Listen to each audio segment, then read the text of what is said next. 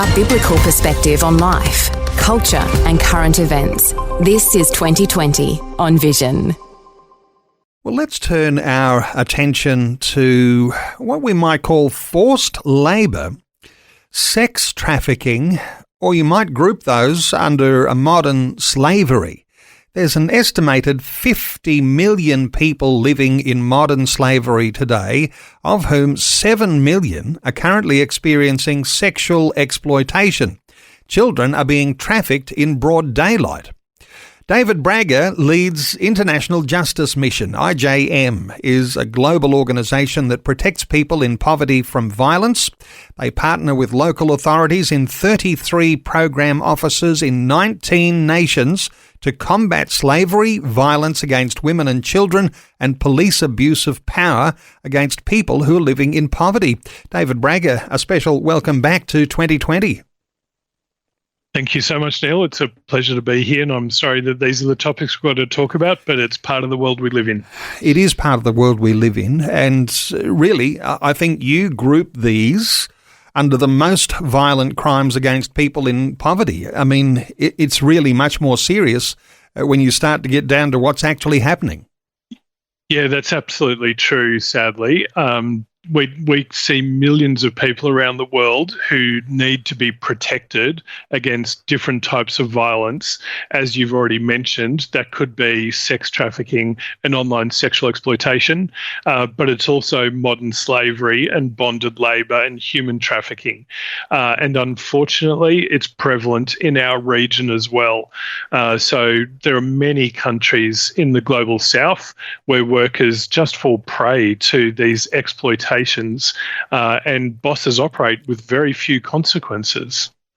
You know, we would never want to take it for granted that it's okay for women to be involved in these trafficking experiences. But as I understand it, in Southeast Asia, areas that you're working in, some newer programs that you've really just gotten underway, something like 20 or 50% of those in the sex trade are children.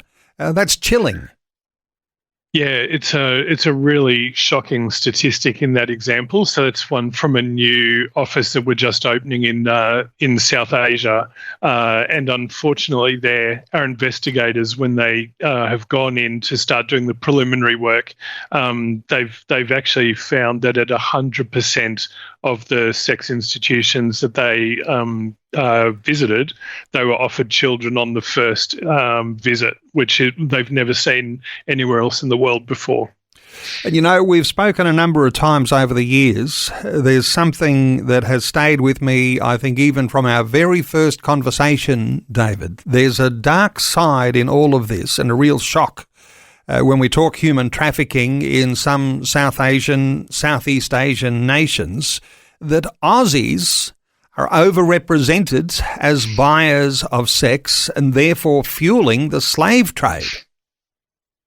Yeah, really sadly, the work we've done in the Philippines, the Philippine Anti-Money Laundering Council has good data on this, where the crime that we're dealing with there is online live streaming of child abuse. So it's people sitting at home on their computer, guiding sex shows for their enjoyment, and paying for that. So the Philippine Anti-Money Laundering Council has been able to look at those payments as they arrive into the Philippines, and sadly showed that the US and the UK were the high top two, but Australia was number 3 in terms of payments for that type of criminal activity. So sadly, that means per capita, Australia is actually the worst consumer of that in the Philippines in the world. So it's not a matter of people going to Southeast Asia or Asia. It's accessing these things online, and Australians are right up there with the UK and with the US, third largest. That is a shocking thing. When you're speaking to groups around Australia, what sort of reaction do you get when you start to talk about the Australian appetite? Yeah, I think everyone is deeply shocked by it. When we think about what it is, especially to be a man in Australia, we've got many different ways we think about manhood, but none of them include sexual abuse of children. And yet this is what we see so much of, and is obviously occurring.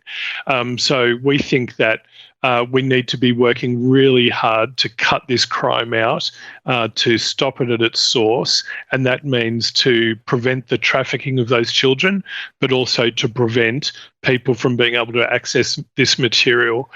So when we look at that from Australia, we'd love to see some of our legislation strengthened to increase the protections for these children. So in particular from Australia, we've got our Online Safety Act. It's there to describe the protections we want as Australians in terms of social media and our technology platforms. We would love to see that strengthened to cover the devices that we all use, so that then we can be given devices that are incompatible with the ability to access or use this child abuse material. So we'd love to see the Act broadened to include the devices as well. There are challenging things there, aren't there? And you're not working just on the ground with women and children who are caught up in this, but this advocacy on behalf of the children and working with governments, not only here in Australia, but in many of these nations that you're working in. So 19 countries, I mentioned earlier, 33 different programs. The good news is, David, you know what's happening, and you know how to intervene to save the lives of women and children. Give us a little description as to what's going on the ground. Yeah, thank you. So on the ground, the types of people that IJM employ and use are law enforcement and our lawyers and social workers to do work with these people who've been impacted.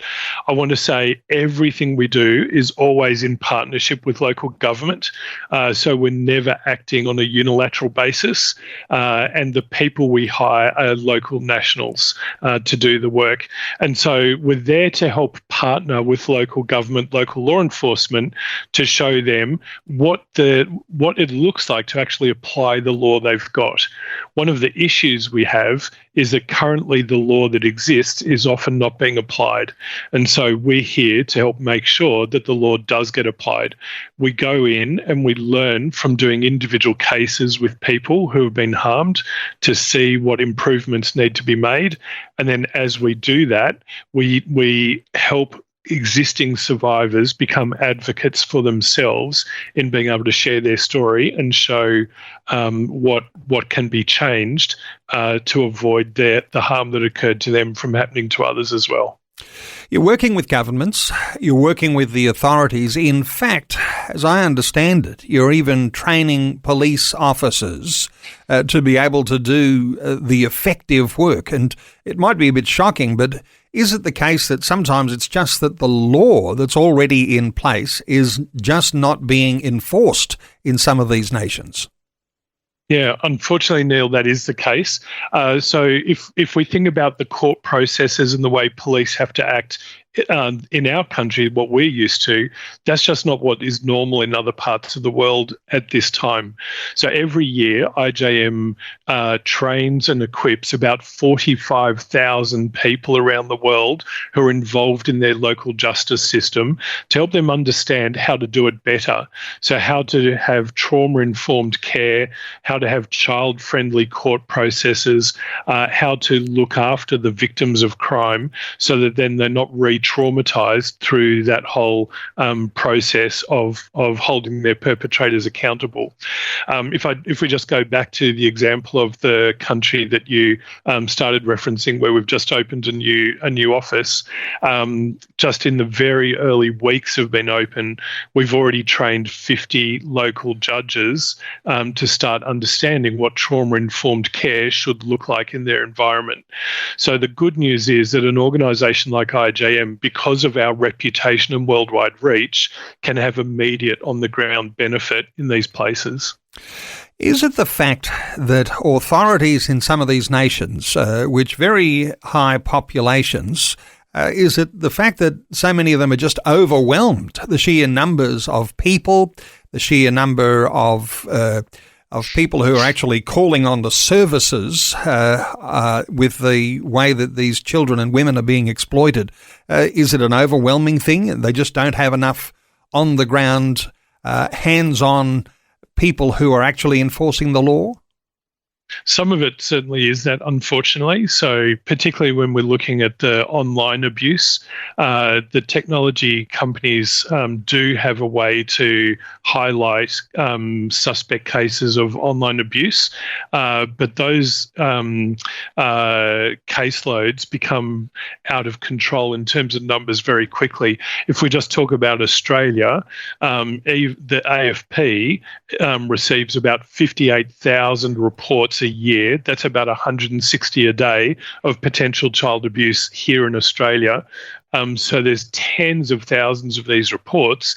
And to your point, the police just aren't ready processes and the capacity to be able to follow them all up.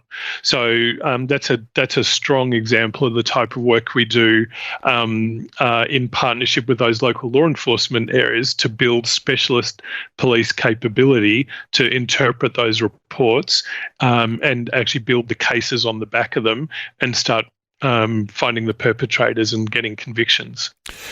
When it comes to rescue and restoring victims, is there any partnership that you're working with Christians on the ground in any of these nations? Do churches have a role to play? I know you link in with a lot of churches here in Australia, but is there anything happening on the ground where the crimes are occurring?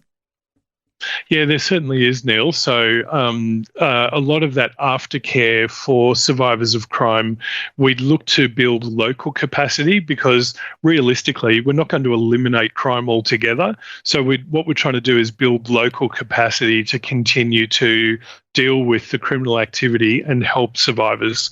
And so we're looking to build capability of local organisations. Most of those will be church-run. A lot of them are church-run. And so that's part of the partnership we love to have across the global church to actually help protect people from violence. And I imagine there's all sorts of reviews that are going on right now about our Australian government's approach to these things. Is there anything on the horizon that you can talk about? Yeah, thank you. So one of the topics that's about to come up is around our Modern Slavery Act. So Australia has a Modern Slavery Act that exists to hold companies responsible for communicating about the supply chains and the risk of modern slavery in their supply chains. The best data we've got is that there's probably about $27 billion worth of goods at risk of coming into Australia each year that have been built using forced labour. So that's things like electronics, garments, solar panels, textiles, these types of industries. So the Modern Slavery Act exists to try and help our companies give us products and services that avoid that. That act was put in 2018. And the government is just doing a review of that.